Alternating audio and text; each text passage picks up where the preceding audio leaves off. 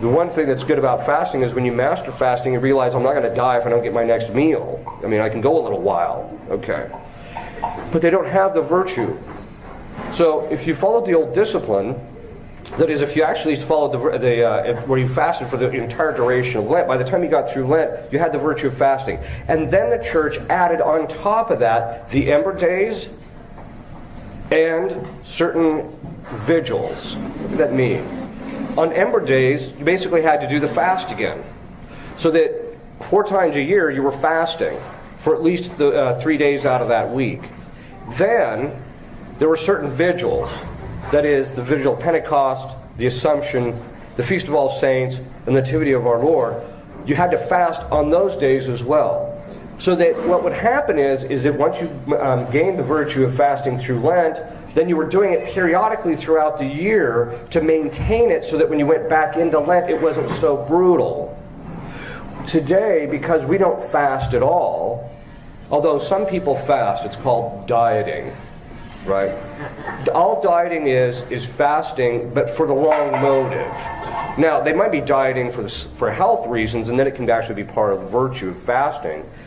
But there's a supernatural virtue of fasting where you're doing it to subordinate your faculties so that you can be more subordinated to God.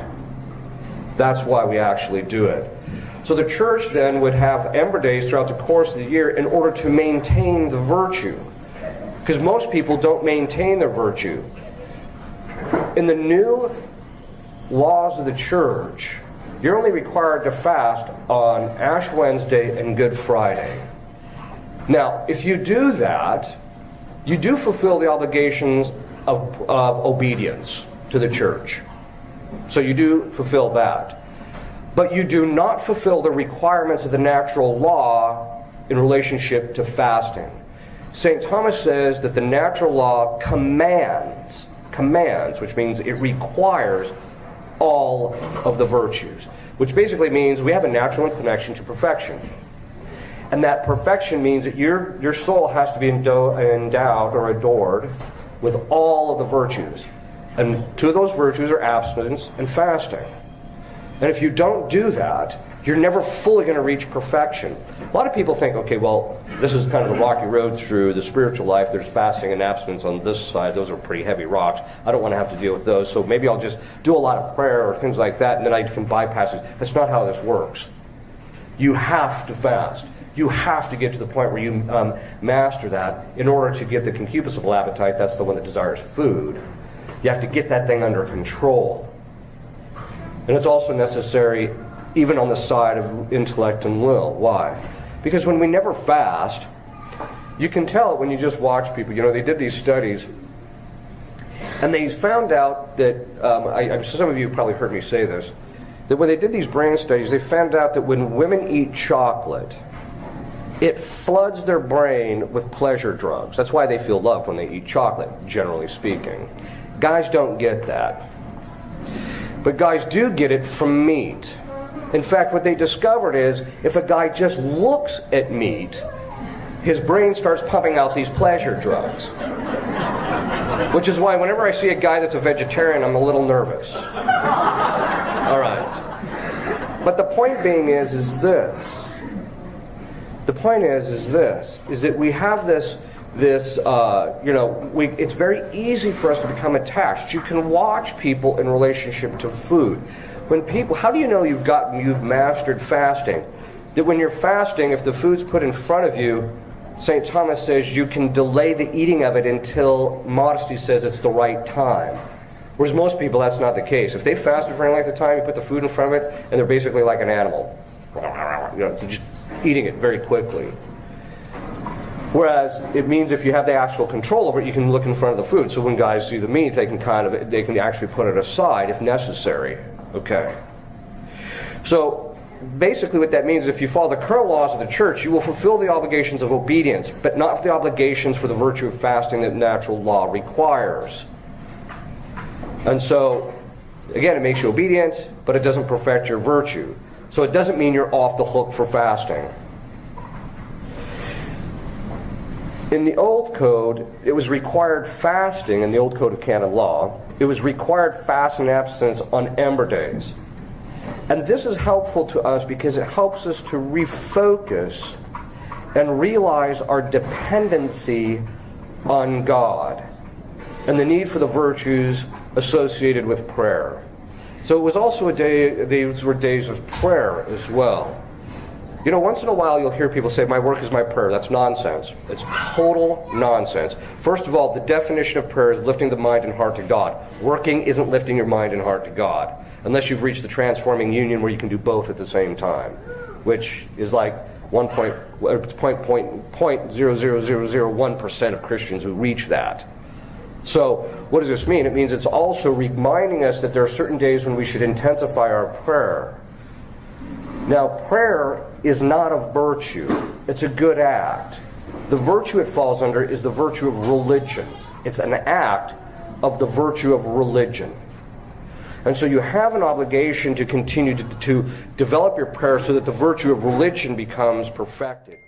But in relationship to the fasting and the abstinence, and you have the prayer, so it's lifting the mind and heart to God. What's the heart? It's the will. It's not the emotions. It's the will. So what this means is if you master those two, what happens is every time we have a vice in our lower faculties, in our emotions, our lower faculties, there's a concomitant weakness in the will and a darkness in the intellect. People who fast with somewhat regularity will very often observe the fact that they have a lot more intellectual clarity than when they weren't. In fact, one of the effects of gluttony is dullness of the senses and dullness of the intellect, where you're not too bright because you're just eating all the time, right? Okay.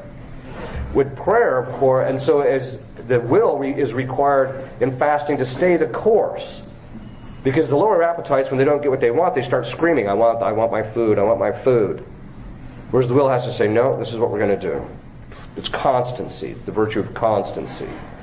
People who never fast, in my experience, never master constancy in other areas even. Okay, so this means that we have to refocus and intensify on certain days in the developing of these virtues.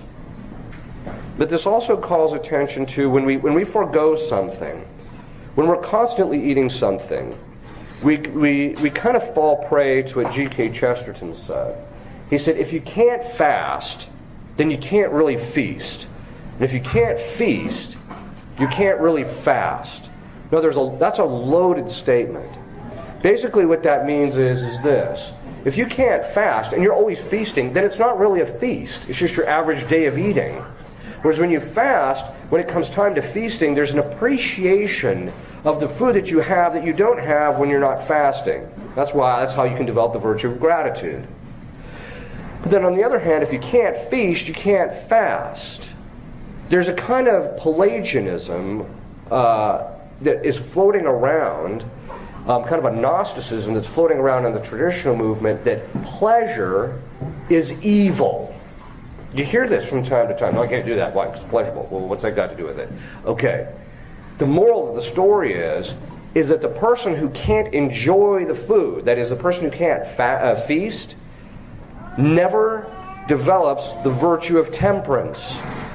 Because temperance is the moderation of pleasure in relationship to bodily goods. It's a very key point. If you can't enjoy something, doesn't mean you're attached to it.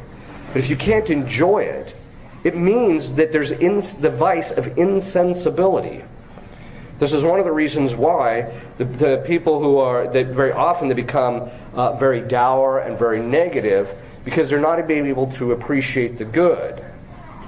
So it's a matter of the moderation of it. Not too much, not too little, based upon the particular individual. But this is one of the reasons why, again, if you can't feast, then in the end you can't really fast, because your motivation is not rightly ordered. Your motivation is, I got to stay away from pleasure. I got to stay away from anything that might draw me into sin. Well, if that's the case, you might as well go stick your head in the sand and hope God deprives you of enough oxygen where you can get to purgatory.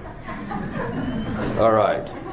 The point being is that you actually have to work on these virtues, and you have to, it's a matter of the moderation. St. Thomas asked a very important question, and this is one of the differences between dieting and fasting. He asked the question, what's the difference between the natural virtue and the supernatural virtue in relationship to fasting? And he says that there's two differences. In the natural virtue of fasting, there's the mean between excess and defect. There's the mean, which is basically ordered towards a person's health, and that is the end. So there's a mean, and that is ordered towards health. That's the end. That's on the natural virtue. On the supernatural virtue, he says, in order to gain greater control of the lower faculties, as we understand by revelation, what St. Paul teaches us and our Lord teaches us, he says that the mean shifts more toward the side of defect. It doesn't mean you can't enjoy it, it just means you have to be a little bit more rigorous in it in order to gain greater control over it. And he says, and then the end is different. The end is God. And this is one of the reasons why doing Ember days throughout the course of the year helps people to refocus. Because it's too easy, especially today where we're so busy, it's too easy to get so hung up in worldly matters that we forget about God in that process. The Ember days were arranged and prescribed for the entire church by Gregory VII. And so there are certain times of the year you can watch for them in the calendar. This is actually done on specific times.